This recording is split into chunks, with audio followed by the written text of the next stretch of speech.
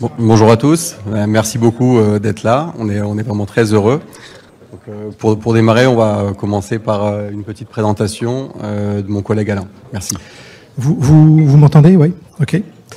On est ravis de participer à cet événement, donc merci pour votre confiance OnePoint et j'espère qu'on va avoir les bons mots pour vous. Alors, on est dans le prolongement de tout ce qui a été évoqué ce matin. On va aborder une partie plus techno, plus outils. Donc les outils, c'est pas la solution, c'est un moyen d'y arriver. On va vous expliquer comment on peut vous aider. On parlait de pouvoir se soigner, donc on peut vous aider. Avec moi aujourd'hui, Bertrand, qui est là, et Jean-Bernard, qui assurera la seconde partie de la présentation. On vous accueillera si vous le souhaitez. On est au 4e étage, dans la foulée si vous le souhaitez. Alors, il faut appuyer fort. Donc, qui sommes-nous? En fait, on est un éditeur américain, Quest. On a un peu plus de 30 années d'existence aujourd'hui. On est présent dans 100 pays dans le monde. On est une entreprise globale avec près de 4000 salariés et on réalise un chiffre d'affaires globalement d'1 milliard. Pardon? Pas con. On est présent sur 3 différentes BU qui sont l'automatisation des plateformes Microsoft, c'est pas notre sujet. La partie One Identity sur la sécurité d'identité, c'est pas notre sujet. Et enfin, la dernière brique dont on est venu vous parler, c'est Information System and Management. Et en fait, on va faire un focus sur un produit qui est notre spécialité à Bertrand et moi et à JB, qui tourne autour de Airwin. D'accord? Donc, dans quel domaine est-ce que nous intervenons? Je clique dans la bonne direction. Voilà. En fait, on intervient sur 3 niveaux et on est venu vous parler spécifiquement de la data intelligence aujourd'hui, mais on est également présent sur la data opération au travers de 2 produits qui commencent à être identifiés sur le marché français et sur la data protection également. Donc, si on fait un focus sur le portefeuille, ce que l'on va développer, le résultat qu'on va vous présenter, c'est grâce à la mise en place de cette plateforme. En fait, on propose une plateforme totalement intégrée. C'est une vraie demande du marché. Moi, ça fait 11 ans que je suis dans ce métier-là, du soft pour la gouvernance ou la data quality. Et là, on a vraiment ce qui est très demandé par les organisations qui ont déjà lancé leur programme depuis un moment. Parce que ce qu'on nous demande tout d'abord, c'est d'avoir un stack complet. Donc là, on démarre sur la gauche avec ce qui est la fondation de notre portefeuille, c'est la modélisation, c'est un vrai sujet, qui va ensuite être complètement intégré et qui va converser avec le data catalogue, c'est la partie technique, le catalogue technique des données. Au centre du dispositif, vous avez un module de qualité des données, qui est un vrai module intégré de qualité des données, et vous avez enfin la partie data literacy qui est pour le glossaire. Notre philosophie, c'est de dire que quand on commence à mettre en place un programme de qualité des données, le métier est très demandeur de résultats, de ROI. Tout le monde parle de ROI également. Ce qui est clé, c'est d'aligner les données métiers avec les données techniques. Donc ça, c'est notre premier apport, c'est de vous dire, dans la méthode, on va y revenir tout à l'heure, il faut absolument aligner les données avec les données métiers et les données techniques. On ne mesure pas la qualité de quelque chose qu'on ne connaît pas, il faut connaître, et c'est ça qui va vous permettre d'être efficient ensuite. Et une fois qu'on a mis ça en place, on va pouvoir mettre en place son programme de qualité des données. On s'appuie sur une très très forte fonctionnalité qui aujourd'hui nous permet d'arriver en force sur le marché français, c'est cette partie data lineage technique. On devrait ajouter automatique, c'est-à-dire cette capacité à aller analyser dans vos systèmes d'information comment les indicateurs que vous surveillez sont construits, donc être capable d'aller analyser le code source, comprendre comment les données sont transformées et surtout maintenir à jour le dispositif pour vous aider dans les audits, pour le métier notamment. Et la fonction supérieure, c'est une fonction qu'on appelle le data marketplace. C'est quelque chose qui est très galvaudé sur le marché. Nous, on va vous montrer comment ça marche de façon opérationnelle. L'idée, c'est d'arriver à un niveau où on va repartager une documentation, une donnée qui va être sanctuarisée. On va parler de data product, notamment. Et cette capacité de mettre à disposition de l'information en libre service, ce sera le sujet de l'exposition. Ces produits sont aujourd'hui clairement identifiés par les analystes dans le monde entier. Enfin, je veux dire, au niveau label, on fait partie de tous les quadrants qui existent, pour faire court. Et juste pour vous donner une idée des clients, la France, pour nous, est un marché émergent, c'est-à-dire qu'on n'a pas vraiment une grande notoriété sur ce marché. On a une très très belle référence, mais c'est vraiment des sujets qu'on doit développer. Sachez simplement que vous voyez ici un panel de nos clients.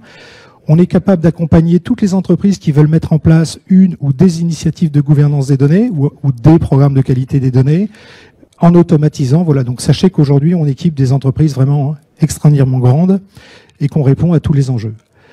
On va rentrer maintenant dans le vif du sujet. On va parler de data mesh, on va parler de marketplace. Et donc, je passe la parole à JB. Merci beaucoup, Alain. Alors effectivement, on a pas mal de clients qui nous font déjà confiance. Et je pense que sur cette présentation, vous allez voir que la confiance, elle est au cœur de la réalisation des projets autour de la data gouvernance et plus particulièrement autour des succès de ces projets. Alors on parle beaucoup d'intelligence artificielle, c'est un sujet qui revient énormément. On a vu un petit peu plus tôt dans d'autres tracks, mais pour autant, on voit que les entreprises, même s'il y a beaucoup, on va dire, de buzz, excusez-moi pour l'expression, pour autant, on voit qu'il y a beaucoup d'entreprises qui sont pas bien équipées en termes d'outillage et également de méthodologie autour des projets data gouvernance. Et donc à titre d'exemple, on prend cet indicateur de l'IDC. On a 70% des entreprises qui n'ont pas une confiance élevée dans leurs données. Et il y a un autre indicateur similaire où on a 77% des entreprises qui considèrent que d'avoir une bonne connaissance de la donnée est critique dans la réalisation des projets tactiques et des projets stratégiques de l'entreprise. Donc ça, c'est un indicateur important. C'est-à-dire que effectivement, on peut dire qu'on a cet engouement important aujourd'hui autour de l'intelligence artificielle. Pour autant, on va dire le socle, la fondation de la réalisation de ce type de projet va passer par la mise en place d'un programme de data gouvernance, pas uniquement d'outillage. Nous, on est aujourd'hui là pour la partie outillage, notamment sur notre solution Airwin, mais également sur la partie processus, méthodologie, avec notamment notre partenaire OnePoint. Donc, c'est un point vraiment important de bien prendre en compte que on doit mettre en place un socle, et à partir de cette mise en place-là, on va pouvoir ensuite mettre en place les différents vecteurs qui vont être des facteurs de productivité de l'entreprise sur des projets, à la fois sur des projets innovants, mais également sur peut-être une consolidation, sur une réduction de risque, sur une rationalisation des différents investissements d'entreprise. Alors, les raisons, on les comprend bien. Alors là, il y a quatre raisons, mais on va dire qu'il y en a plus que ça. Mais la première des raisons, c'est qu'on a une explosion de la donnée. On a des environnements qui sont extrêmement hétérogènes. On en a parlé un petit peu tout à l'heure avec Ole Olesen sur le livre La Data Management. On a le fait que les informations sont éclatées un peu partout dans l'entreprise et les gens n'ont pas une connaissance de ces informations-là. Donc l'information est présente. Elle permet de mettre en place les différentes activités de run, mais pour autant, les personnes ne peuvent pas consulter forcément l'information. Il parlait également, il y a quelques années, on parlait beaucoup de la notion de CMDB, CMS. C'est un peu le même principe, c'est-à-dire que pour mettre en place un programme de gouvernance de données, il faut être sûr que l'ensemble des personnes, des entités, des différentes régions, des différents départements vont jouer le jeu, vont se connecter à l'application et vont pouvoir en tirer de la valeur, parce que ça fonctionne lorsque tout le monde joue le jeu, mais à partir du moment où je me connecte à l'application et j'ai pas l'information escomptée, à ce moment-là, on va perdre énormément en communication et en collaboration autour de la plateforme de gouvernance. L'hypercroissance, on en a parlé un petit peu, la variété des données. Donc derrière la variété, derrière la variété, il y a la notion effectivement de variété de la donnée. Donc comment est-ce qu'on va pouvoir la classifier, comment on va pouvoir la répertorier. Il y a aussi la variabilité de la donnée. Donc il y a pas mal de V. Hein. Il y a la valeur, il y a la variance. Voilà, vous regarderez sur les slides autour du big data. Il y a beaucoup de choses en V. Mais la variabilité de la donnée, c'est comment est-ce qu'on peut s'assurer qu'aujourd'hui, lorsque je me connecte à une application, je vais pouvoir récupérer une information de qualité. Est-ce que cette information de qualité, elle est viable, elle est valable dans le temps? Est-ce que, en termes de variabilité, est-ce que je vais avoir la possibilité de taguer correctement la donnée pour pouvoir identifier quelles sont les sources en fonction des domaines d'application? Donc c'est tout ce qui tourne autour de ces parties-là. D'accord? Bon, il y a encore d'autres raisons pour lesquelles on a ce type de défi aujourd'hui. Alors on peut résumer un petit peu les défis des entreprises en fonction des types de projets. On parlait de digitalisation, on parle de migration vers le cloud. On peut parler aujourd'hui effectivement des projets autour des sujets du type machine learning ou intelligence artificielle. On peut les résumer, on va dire, autour de ces 4 questions. La première question, c'est où est-ce que mes données se trouvent? M'assurer que lorsque j'ai besoin d'accéder à une information, j'ai les différentes informations, j'ai les interlocuteurs qui vont me permettre d'accéder à cette information-là. D'accord? Donc derrière cette question-là, on a toutes les notions, notamment de tribal knowledge, de s'assurer que l'information n'est pas cloisonnée. Historiquement, on a des entreprises, pour des raisons de fusion-acquisition, choses comme ça, ils vont avoir des systèmes informatiques extrêmement hétérogènes, extrêmement cloisonnés, donc du coup l'information est présente, mais elle n'est pas forcément accessible. Deuxième point, autour des personnes qui utilisent ces systèmes, les personnes qui utilisent ces systèmes, c'est s'assurer que lorsque on va me donner une information, je vais pouvoir utiliser cette information-là, et je vais l'utiliser dans le but dans lequel cette information-là m'a été transmise. D'accord? Donc c'est s'assurer que si ça a été donné dans le cadre d'un projet, c'est utilisé pour ce projet-là et pas pour autre chose. Donc là, on touche, on va dire, tous les projets autour des normes de régulation, RGPD, Solvency 2, BAL 3, etc. Donc toutes les normes de régulation, et il y a aussi des normes qui sont mises en place par les entreprises de façon à être en phase avec d'éventuels audits. Donc ça, c'est un point extrêmement important. Avoir une documentation claire de mon information pour des raisons de normes de mise en conformité avec une norme de régulation. Troisième point, la notion de processus. Donc la notion de processus, c'est une notion importante parce que on peut voir que la gouvernance des données, c'est pas un sujet nouveau. C'est un sujet, j'ai envie de dire, si Arnaud me le permet, qui est un petit peu en retard par rapport à tout ce qui est gestion des services, choses comme ça.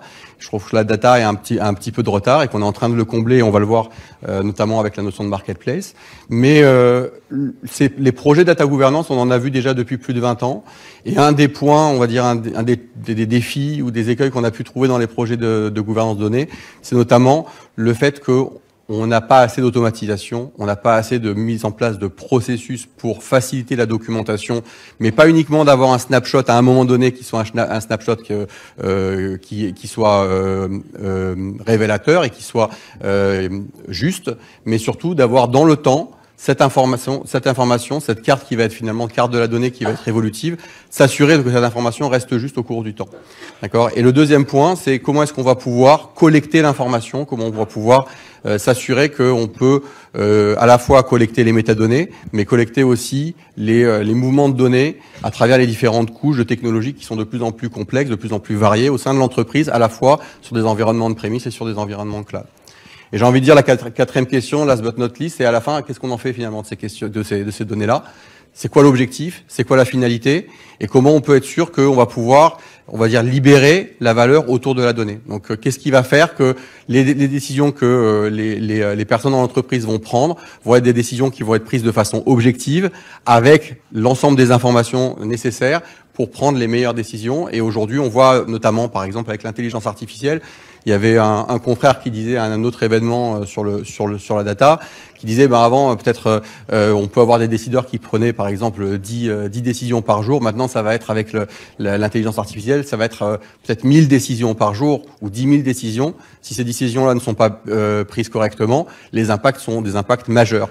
Donc, comment est-ce qu'on va pouvoir s'assurer à la fois avec sur des personnes qui vont prendre des décisions, mais à la fois au niveau de l'intelligence artificielle, que les décisions qui vont être prises sont des décisions qui vont être prises de façon optimale, alors qu'on sait que les choses s'accélèrent, notamment avec à l'heure de l'intelligence artificielle.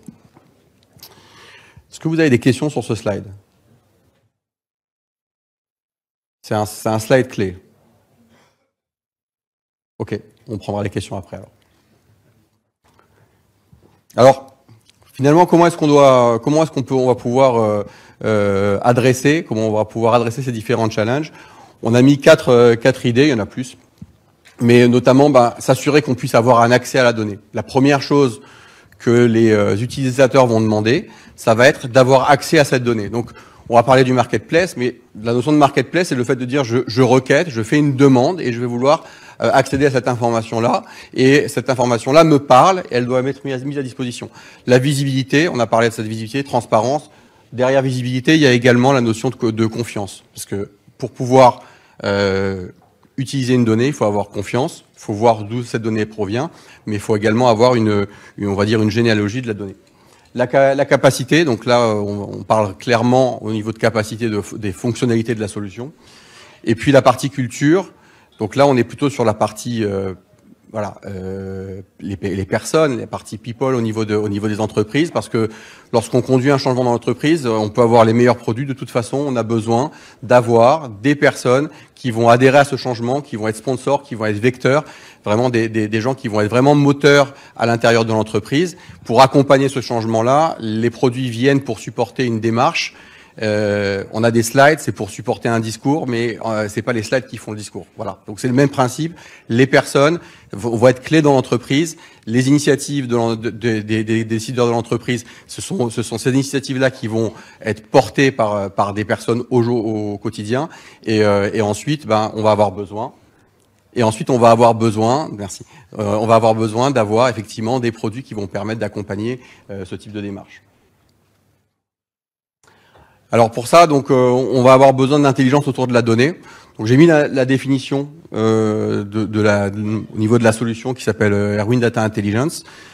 Donc comme le disait Alain un petit peu plus tôt, Erwin est leader sur le marché, notamment sur la partie data modeler depuis plus de 30 ans. Donc on a une très très forte connaissance sur toute la partie modélisation, logique, physique, conceptuelle, et on étend en fait cette fonctionnalité-là à la partie gouvernance de données. Donc il y a 2-3 mots-clés ici, c'est la partie connexion, donc comprendre les interconnexions entre les différents systèmes d'information, entre les différentes données pour pouvoir identifier les pipelines critiques de l'entreprise. La partie visibilité, on parlait de la visibilité, on parlait de la transparence. Donc ça ce sont des points qui sont assez critiques dans la mise en place de ce type de solution. C'est sur le slide suivant. Donc pour cela, pour mettre en place justement ce cadre de confiance, faciliter l'innovation, et puis aussi faciliter l'échange d'informations entre les différentes entités au sein d'une organisation. On va mettre en place un programme itératif en 7 étapes pour générer de la valeur autour de la donnée dans l'entreprise. Donc on démarre sur la partie modélisation parce que historiquement on a cette connaissance-là. On a également une grande expertise autour de la collecte de métadonnées techniques dans les différents systèmes d'information. On va cataloguer cette information-là, et puis Ole Olsen en parlait bien tout à l'heure, la partie catalogage, c'est vraiment une partie qui va être critique, et donc on va pouvoir centraliser dans un référentiel unique l'ensemble des données techniques de l'entreprise, et puis ensuite, on va sélectionner, ou on va enrichir ce contexte technique avec un contexte métier. Ça peut être des normes métiers, ça peut être par exemple des contrôles de qualité. On a un client, peut-être Bertrand, notamment autour de la gestion de qualité, qui est des contrôles de qualité, qui est extrêmement friand de ce type de fonctionnalité. Je ne sais pas si tu veux dire un petit mot dessus. Peut-être après. Donc peut-être à la fin au niveau des questions, ou sinon au 4e. Donc ça, c'est le fait de pouvoir justement compléter les informations techniques avec des informations métiers, donc comme des règles, des policies, choses comme ça. Et puis ensuite, on arrive sur la partie gouvernance, et vous voyez que petit à petit, on monte de la partie réactive, proactive, à une partie beaucoup plus gérée, pilotée. Et donc la partie gouvernance, c'est comment on va industrialiser cette méthode. Pas uniquement avoir cette information-là documentée, mais quelque chose qui est industriel, qui est pérenne dans le temps, et qui permet ensuite de venir agrémenter et rajouter les technologies supplémentaires qui accompagnent en fait les entreprises au fur et à mesure de l'évolution de ces technologies. Et ensuite, on a les 3 piliers supplémentaires, donc observabilité, scoring, et puis consommer. Ça pourrait être la partie marketplace, si vous voulez, ou la partie produit, qui sont vraiment des parties des 3 étapes qui sont beaucoup plus orientées utilisateur final, utilisateur métier. Donc l'observabilité, généralement, c'est plutôt dédié, on va dire, c'est un terme qu'on retrouve à la fois dans le monitoring, mais ici on en parle plutôt dans le cadre de la data quality. C'est le fait de s'assurer que l'information, elle a une fiabilité dans le temps, et on peut mettre en place des scores de qualité, également avoir des scores de rémédiation d'accord, de dire je vois que ce qu'on appelle un pack score dans la solution, mais qui va permettre de dire tiens, je vois que j'ai un score de qualité par exemple de 70%, mais j'ai une amélioration de 50%. Donc ça veut dire que sur les 30% restants, je vais pouvoir encore gagner 15% et arriver par exemple à 85% de données.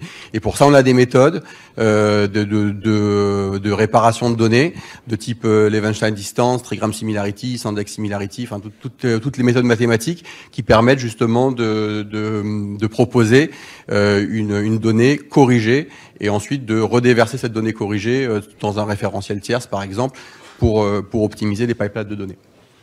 Et puis, je vais trop lentement. Je voudrais juste ajouter un mot. En fait, on n'a rien inventé là, puisque les gens qui font de la gouv ou de la qualité de données font ça depuis des années. D'accord? C'est-à-dire qu'en fait, tout le monde cherche à modéliser au début, savoir de quoi on parle, on fait des inventaires, on fait du cataloguing, tout le monde fait ça d'une manière générale. Ce sont des efforts très coûteux pour les organisations de le faire par initiative. Je pense que tout le monde y a goûté. Il faut normer, il faut s'organiser, etc. En fait, ce qu'on vous propose, c'est de mettre cet effort que vous faites une première fois dans la solution. Une fois que c'est dans la solution, on va le maintenir à jour pour vous et on va le faire évoluer dans le temps pour vous. La partie la plus difficile, de mon point de vue, c'est pas la partie métier qui est difficile néanmoins dans les organisations à accoucher. C'est toujours pour ça que OnePoint est très précieux dans ce domaine-là, comprendre quels sont les objectifs qui sont cachés, etc. Mais globalement, le plus dur, c'est tout ce qui va être technique. Le plus dur, c'est tout ce qui va être historisation. C'est tout ce qui va être cycle de vie. Donc une fois que vous avez fait l'effort, quel que soit le nombre d'initiatives de gouvernance des données que vous avez, sachez que une fois que c'est dans l'outil, on va vous emmener dans l'automatisation de toute cette chaîne. C'est ça l'enjeu en fait. Oui, merci Alain. Alors ensuite, là, on a la partie scorée. Alors la partie observabilité, on parlait de la notion de qualité de données, mais la partie scoring, c'est une partie un peu plus vaste, un peu plus grande. C'est-à-dire que non seulement on va avoir des informations qui proviennent de la qualité, mais on va avoir aussi des informations qui proviennent des utilisateurs, qui proviennent de la plateforme elle-même.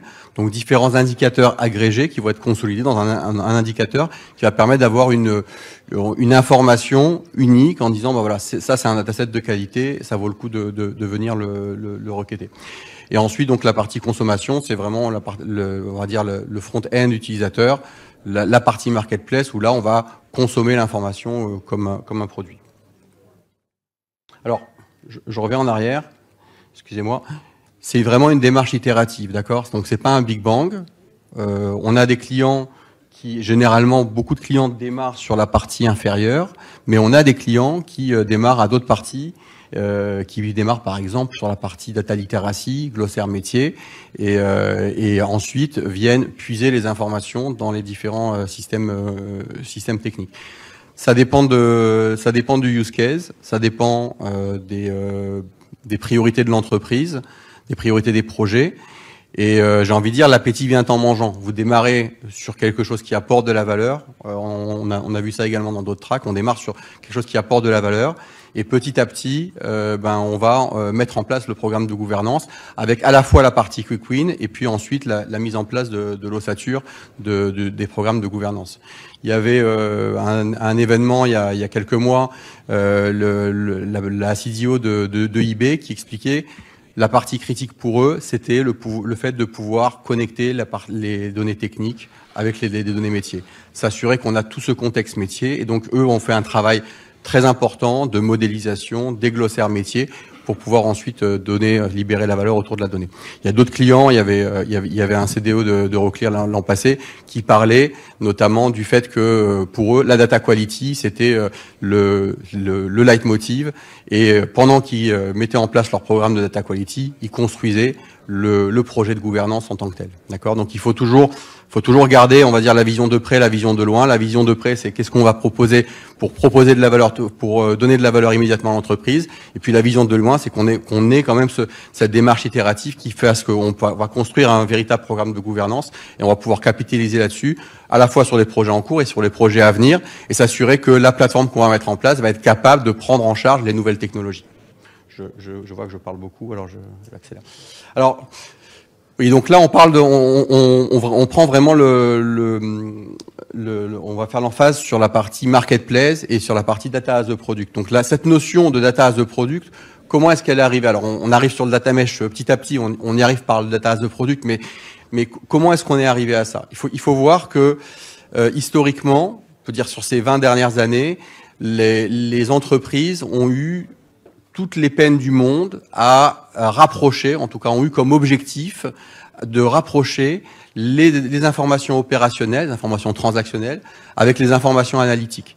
Donc on a historiquement les DSI qui généralement manipulent des informations plutôt transactionnelles, et puis on a les métiers qui manipulent des informations qui sont plutôt analytiques.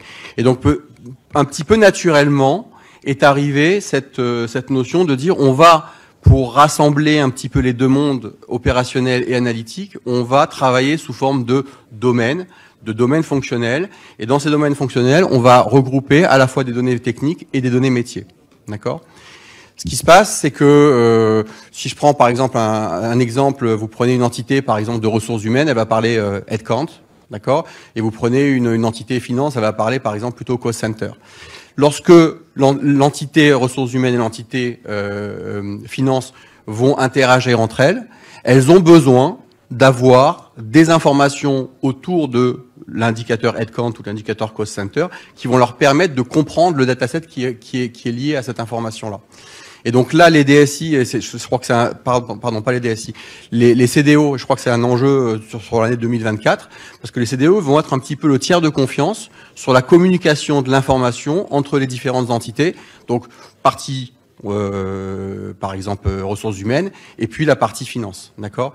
Et cette notion de marketplace, cette notion de data as a product, c'est exactement de ça qu'il s'agit. C'est-à-dire que là, les CDO vont permettre de faire transiter de l'information d'une entité vers une autre, mais qui n'est pas une information opérationnelle, qui est cette fois-ci une information analytique, avec évidemment le backstage opérationnel. Il y avait une personne sur le track précédent qui a pris l'exemple du café, je ne sais plus si cette personne est dans la salle, j'ai beaucoup aimé cet exemple-là, c'est-à-dire que en front-end, vous avez le café qui vient du Brésil avec les caractéristiques, et puis au dos, vous avez les données techniques. C'est exactement ça. On va avoir les données analytiques qui sont les données, on va dire, consommateurs, qui parlent aux personnes. Et puis ensuite, on va avoir des données techniques derrière qui permettent de comprendre exactement d'où provient la donnée. D'accord ? Et ça, c'est un enjeu majeur parce que les métiers, même si elles disposent de ces datasets et elles peuvent les consommer, elles vont vouloir comprendre d'où ces données proviennent, avoir retrouver la traçabilité et avoir cette transparence. Et également, les personnes côté opérationnel, les gens qui gèrent, qui s'occupent de la production, qui manipulent au jour le jour ces données opérationnelles, elles vont vouloir comprendre quels sont les usages. Et donc ces usages-là, on va les retrouver justement au travers, alors nous on appelle ça le lignage fonctionnel ou lignage technique, on appelle ça notamment la fonction mindmap, qui utilise d'ailleurs au passage une fonctionnalité de GraphDB, donc comme on en parlait tout à l'heure, comme a fait Google, donc le fait de pouvoir optimiser au niveau des moteurs de recherche, parce qu'on sait qu'avec la multiplication de l'information, un des critères clés aujourd'hui, ça va être la recherche de l'information, identifier l'information contextuelle, et puis identifier aussi l'information qui est par exemple une information incorrecte, d'accord ?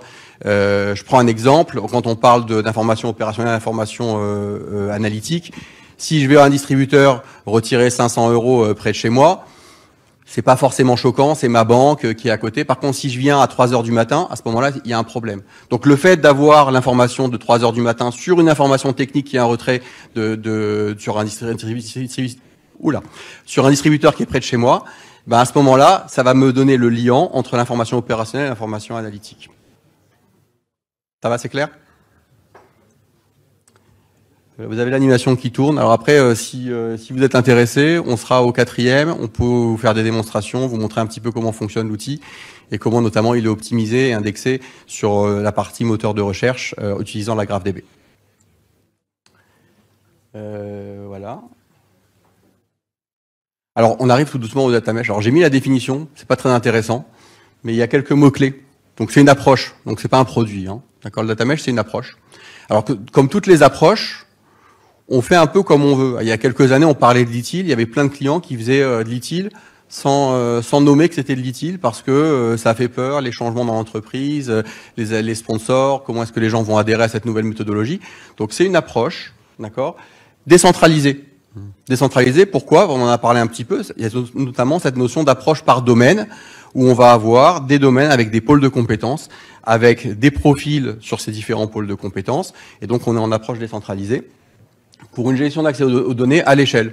Donc data at scale, pourquoi? Parce qu'aujourd'hui, on comprend bien qu'avec la multiplication des données, avec les technologies, on pense à, par exemple, du MongoDB, il y a pas mal de, voilà, du Kafka, par exemple, avec la notion de broker, la partie sharding qu'on retrouve dans ce type de technologie. On va avoir besoin, dans tous les cas, de travailler à l'échelle, même sur la mise en place des solutions de gouvernance. Je vous renvoie à la définition. Et donc, on a 4 grands piliers sur le data mesh. Donc, on a parlé du premier pilier qui est la gestion par domaine. Ça, c'est vraiment important. C'est un point critique. Deuxième pilier qui est la notion de produit. Ensuite, troisième pilier qui est la notion d'infrastructure. Avoir une infrastructure self-service, d'accord? Je fais partie, on reprend les mêmes exemples que tout à l'heure. Je fais partie de mon entité RH. J'ai besoin d'accéder à des informations. Il n'est pas question que je réinvente la roue en termes de technologie. Il y a déjà une technologie qui a été déployée. Comment est-ce que je peux venir maintenant souscrire à cette technologie et profiter du stack technologique commun dans l'entreprise? Et puis la partie consolidation de l'information, parce que oui, au bout d'un moment, on veut bien que chaque entité puisse mettre en place des informations qui soient parlantes pour elle, mais donc on va échanger les informations et on veut pouvoir aussi consolider les informations et qu'elles aient une consistance, une cohérence de façon globale dans l'entreprise. Alors, je me suis posé la question pas mal de fois. J'ai trouvé une réponse, je ne sais pas si c'est la meilleure réponse, mais j'ai posé la question, qu'est-ce qui, selon vous, différencie le data mesh du chaos? Ah, provocateur la question. Hein. Est-ce que quelqu'un a une idée? Parce que si on regarde bien la partie domaine, qu'est-ce que je fais? Je définis les frontières, je définis les limites, je dis ce que je fais, je dis ce que je fais pas. La partie produit, allez, sur la partie SOA, gestion des services, service level management, on connaît très bien cette partie-là. Hein, puis même sur toutes les méthodologies type StageGate, etc., la notion de mettre en place un produit comme Pfizer, par exemple, a mis en place un vaccin, on connaît très bien cette notion de produit. Donc, quand je mets en place un produit, je dis qu'est-ce que va faire le produit, qu'est-ce qu'il ne va pas faire. Donc, on est aussi sur une partie très claire, très délimitée. Qu'est-ce qui fait qu'on n'est pas sur une organisation de chaos où on avait, comme précédemment en informatique, des communications entre différentes entités sans avoir une harmonisation de la chose. Quelqu'un a une idée? Si vous avez une idée, je vous trouve un cadeau pour tout à l'heure au 4e étage, oui. La gouvernance fédérée. Très bonne réponse. Gouvernance fédérée, c'est une très bonne réponse. Est-ce que quelqu'un a une autre réponse? J'ai pas de cadeau, mais... Alors, le fait qu'elle soit faite à la source, c'est pour dire que finalement toutes les sources vont être consolidées. Oui, on peut le dire. On est toujours sur la partie fédérée. Le deuxième point, c'est la partie self-service. C'est-à-dire que si vous regardez bien, les 2 premiers piliers sont des piliers qui mettent en place la séparation des rôles. Je dis ce que je fais, je dis ce que je produis, qu'est-ce que je propose comme service, et puis qu'est-ce que je ne propose pas aussi. Donc on dit, là je m'arrête, là, ça c'est pas quelque chose que je vais pouvoir proposer.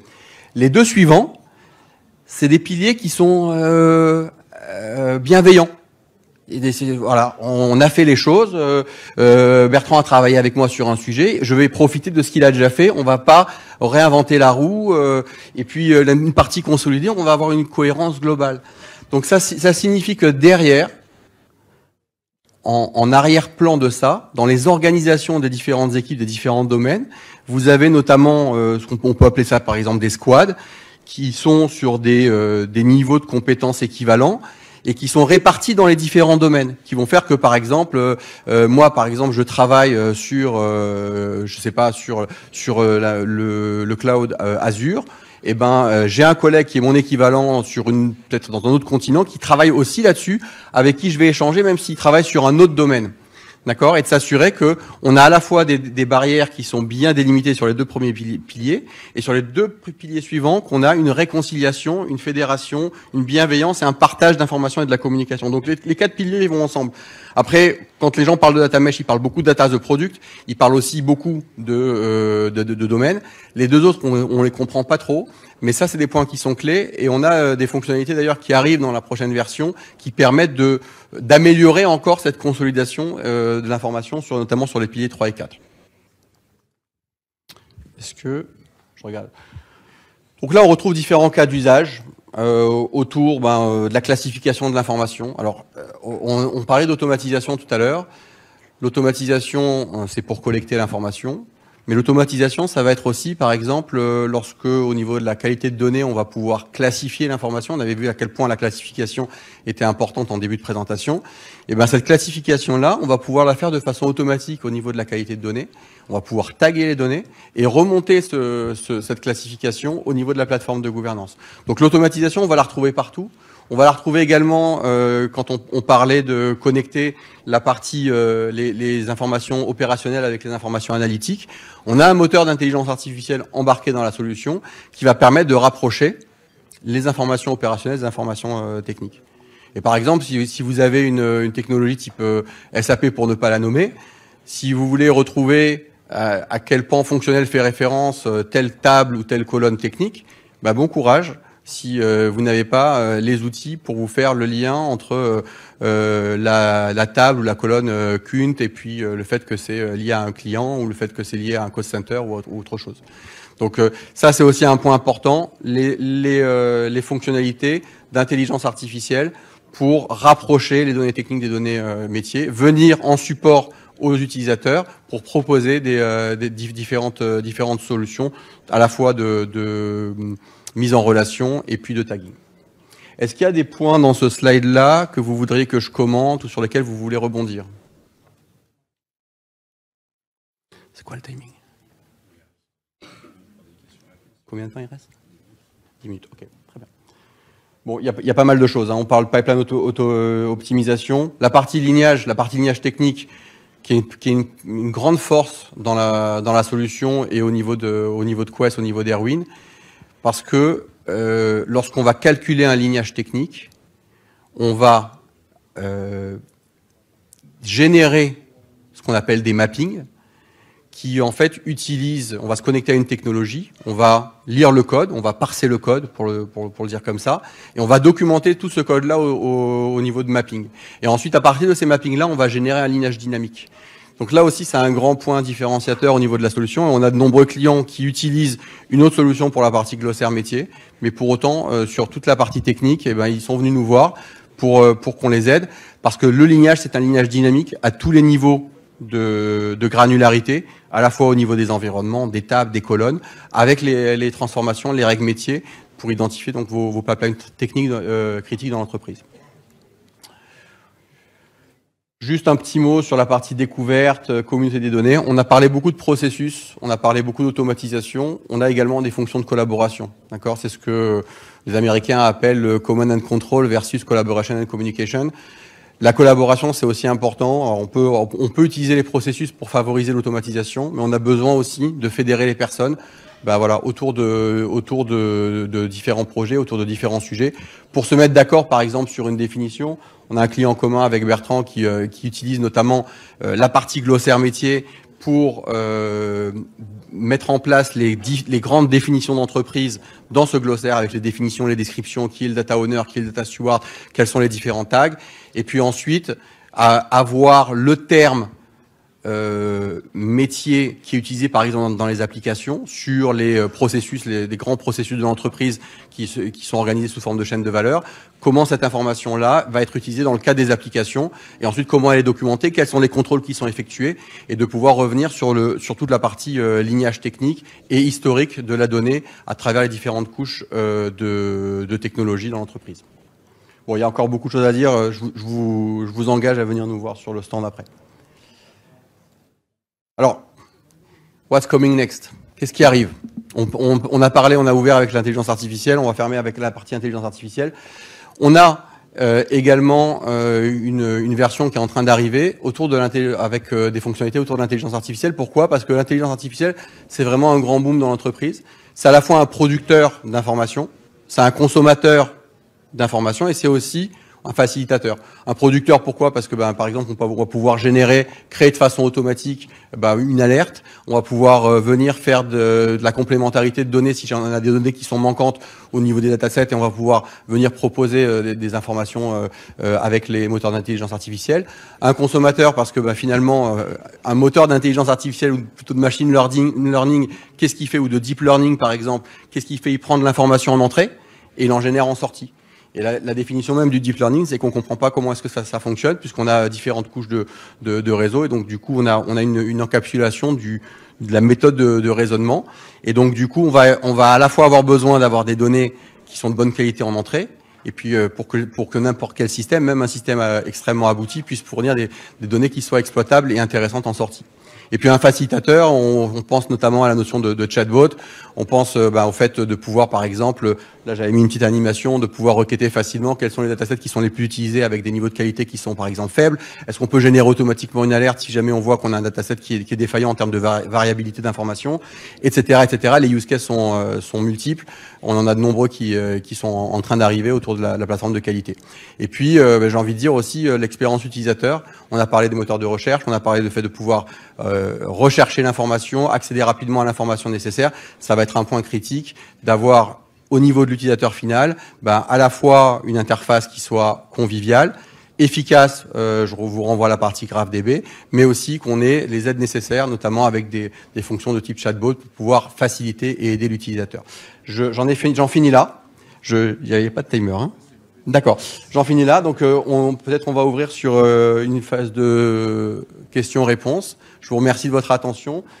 Si jamais vous voulez prendre rendez-vous avec nous, il y a un QR code. N'hésitez pas. Et voilà, session questions-réponses ouverte. Merci. Oui, effectivement, je voulais juste répéter. Donc, nos amis de Quest sont présents au 4e. Donc, vous scannez le QR code, évidemment. Et puis, au 4e, vous passez ces fils de l'eau. Il n'y a pas de souci. Merci à vous. Merci pour votre écoute. Alors, je conclurai en disant que ça marche. C'est très opérationnel. Vous avez commencé. On ne fait pas le Big Bang. On reprend ce que vous avez fait. Donc, je dirais que globalement, il n'y a qu'à. Merci à vous. Merci, au revoir. Merci.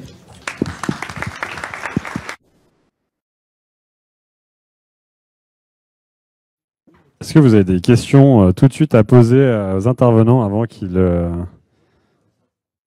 quittent la scène? On a encore du temps, on peut même dépasser un petit peu, il y a une petite pause prévue, comme vous le savez. Est-ce que vous avez des questions? Est-ce que vous avez écouté? Ah, il y en a une là-bas.